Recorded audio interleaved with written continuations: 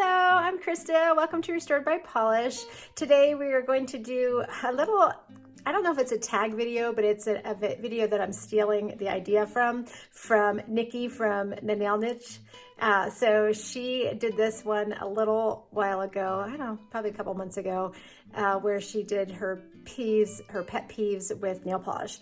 And I was like, that is a great idea. And I decided I wanted to do that too. So over the last few weeks, I've been kind of making a list. It was something that I wanted to take some time on because I knew that if I did it right away, that there would be other pet peeves that popped up. So I kind of gave myself a few weeks to work on it, and I just kept a little ongoing list on my phone in my notes app. And then I was like, okay, now I have 10 peeves that I want to talk about. So we're gonna turn the camera around, I think, for this one. This way I can show you some of my peeves about nail polish, or I might just flash up some pictures or images of things that kind of go along with what my pet peeves are.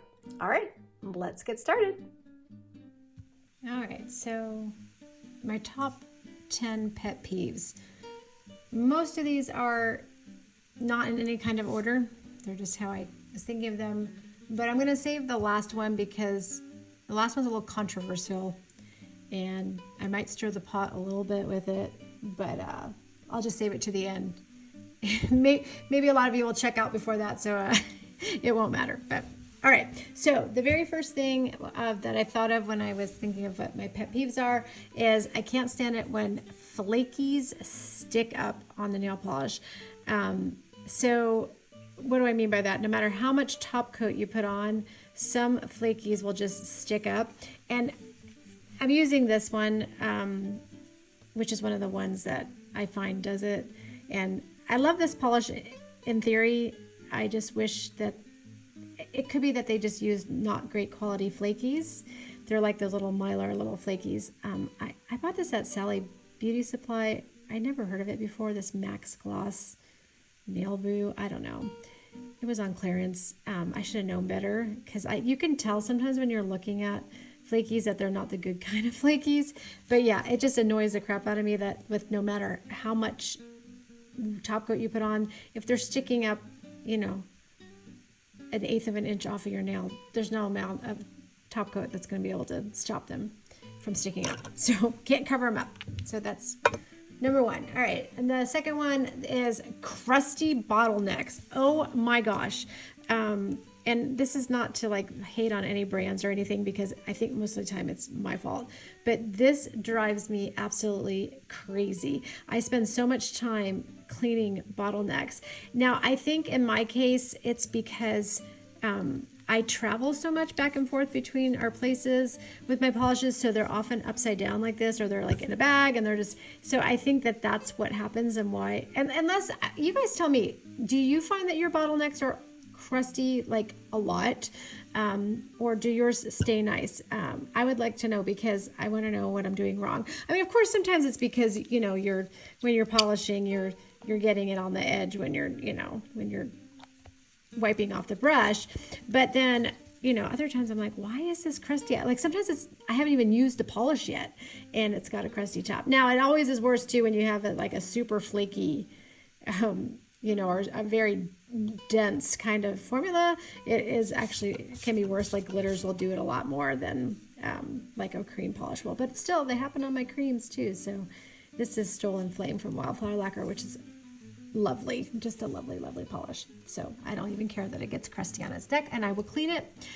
Sometimes as I'm going through and like looking for polishes for certain things, if I see that their necks are crusty, I'll just go through and I'll clean them. I put rubber gloves on, and because I don't want to ruin my mani, and so then I'll clean the bottlenecks. But I could literally do that every day for 10 years and I probably wouldn't get through it. And by the time I got through all my polishes doing that, I'd have to start over again, and there would be others that were crusty. So okay, number 3 is unrealistic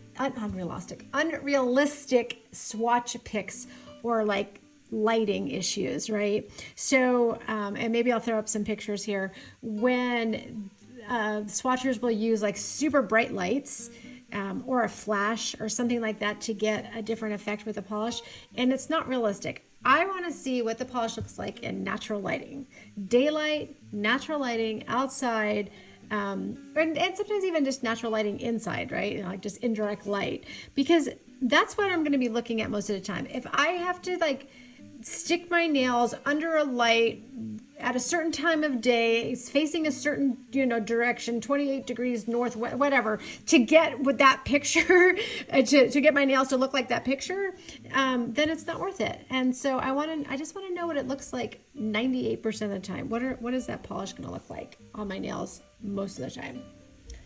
All right, number 4 is shrinkage. Oh my gosh, shrinkage drives me crazy. Now this might have more to do with your top coat than it does, to do with the actual polish. But sometimes I do think that some polishes shrink more than others. Maybe it's because of the dyes or whatever, or maybe it's the base that got used that it shrinks.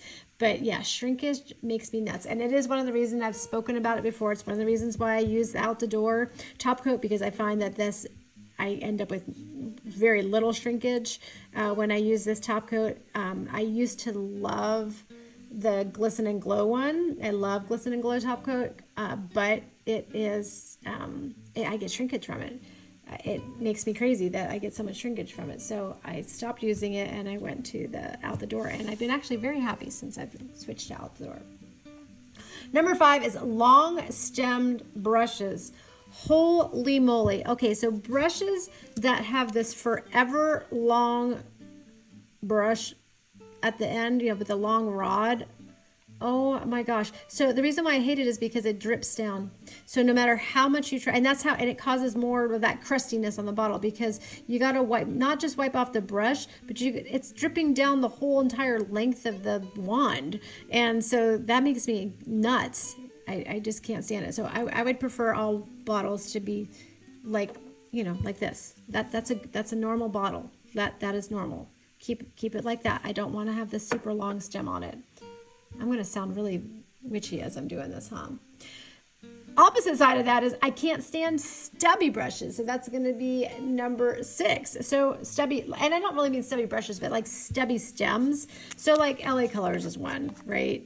I mean, no matter what you do, it's just this chunky little, I'm trying to polish with my nails, and I've got this little teeny tiny wand on here to do it. Now, I let LA Colors get away with it because they're so dang cheap that I feel like, okay, fine, I'll deal with it. But yeah, trying to deal with the little chunky bottle head with that stubby little wand is ridiculous sometimes. Number 7 is staining. Let me know which colors stain for you. I know that I think it has something to do with body chemistry. For me, some blues, like aqua blues, will stain on me, and then also yellows. I often get really, really bad staining when I wear yellow polishes, and I love yellow polish, so it makes me sad. I also had one time where my son had bought me these little, I can't remember what they were, but they were like nail art pens, so you could like draw on your nails. And I did that. I did these little flowers on my nails, and oh my gosh, I had stains where I did those flowers on my nails for like 2 weeks. Now, I don't really worry too much about staining because I always have nail polish on, but sometimes you want to wear a lighter color, and if your nails are stained really badly, then you can't do that. Or if I want to do like a French with a fun little tip, I can't do that if my nails are stained. So, all right, number 8 is glitters that pop off. So I love polishes that have glitter in them, but sometimes they get like right on the edge of your nail, and you don't realize it when you're painting. And then even after you've top coated and you go to sit down on the couch and you're watching a show, and then all of a sudden you feel it and you're like, oh no, I know that there's a glitter right there. And the reason why I hate it is, number 1, I can't stand it. Like I'll like just constantly, like it's my nervous habit. Like I'll just keep picking at it. And then other times I might not know it, but what happens is it'll hit something and then it chips my polish, right? It pulls my polish off. So I have to always remember to be super careful when I'm using these like chunky glitters to make sure that there is none. I always have to like tap on my like tip there to make sure that there's no glitters like falling off of my nails. If you're wondering what this is Glam Polish Under the Boardwalk. I think I'm going to pull it for spring. It's super pretty. All right, and then number 9 is fluffy or wonky brushes. Oh my gosh. Okay, so what do I mean by that? So fluffy, and again, I'm not going to hate on brands, but there are still some brands that use this. This does not work for me. Like, there is no way that you can brush polish on when you've got it's a circle. It's a circle. That's just not how polish should go on. You don't need a circle. It's too fat. And then what do I mean by wonky? Wonky is like, do you ever have a brush and all of a sudden you've got like 2 strands of brush like sticking out from it, and you don't realize until you're like already polishing your nail and you're like, oh crap. So yeah, I usually just have little scissors here, or I use my cuticle nippers or something just to cut it off, but that's annoying. Actually, that's easier to take care of than the fluffy brushes. The fluffy brushes make me crazy. And yes, I know you can change your brushes out. I just get lazy sometimes and I don't do it. So, and then I go to I want to wear a polish, and then I'm kicking myself. All right, number 10. Let's talk about it. And again, I don't want to call out too many brands on this, but my pet peeve is rebranding. Rebranding, am I alone? Rebranding makes me insane.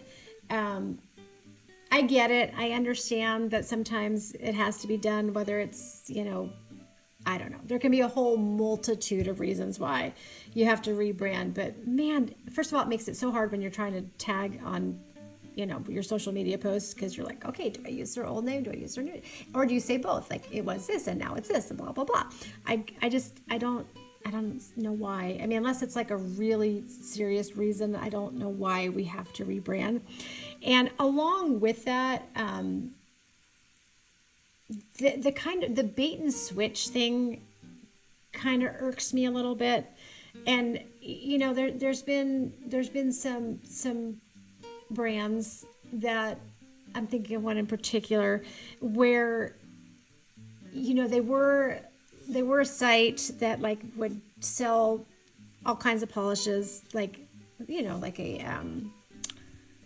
site that does all the different indie polishes that you can buy from, and then they start introducing their own brand in with it, but they still sell the other polishes with it.